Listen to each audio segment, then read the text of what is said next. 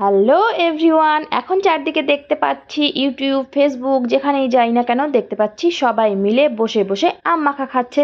কিন্তু আমাদের আমগুলো দেখো বড়ই হচ্ছে না। তো কি করা যায় বলো তো? আমরা ভাবলাম এই ছোট ছোট আমগুলোকেই একটুখানি মাখা করে আমরা খেয়ে দেখি। আমাদের গাছের দেখো গুড়ির মধ্যেও আম ধরেছে, কি লাকি আমরা, তাই না? তো চলে গেলাম আমরা একটা লম্বা লাঠি নিয়ে আম পাড়ার জন্য। প্রথমে আমার বোন গুতোগুতি করলো, পারলো না, তারপর আমি গুতোগুতি করে কয়েকটা আম আমরা পেড়ে নিলাম। তারপরে দেখো আম নিয়ে আমরা চলে যাব বাড়িতে।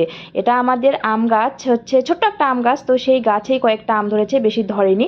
আর আমার ছেলে দেখো ওই যে পুকুরের মধ্যে আম পড়েছে সেগুলো কুড়ানোর জন্য নিচে চলে গেছে, ও একদম দৌড়াতে ওস্তাদ।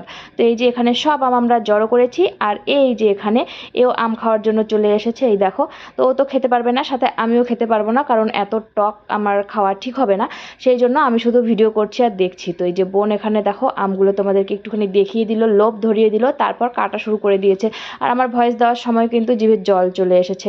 খাওয়া তো যাবে না, আমি খাইও নি, কিন্তু তারপরেও আমার এখনও দেখে জিভে জল চলে আসছিল।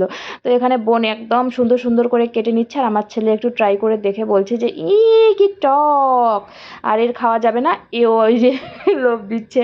তো ফাইনালি এখানে আম মাখা হয়ে গেছে। একদম চিনি ইউজ করা হয়নি, যত টক হবে তত নাকি টেস্ট। আমার বোন একদম মানে টক খেতে ওস্তাদ। তো চলো ওরা খেয়ে নিক আর আমরা দেখি।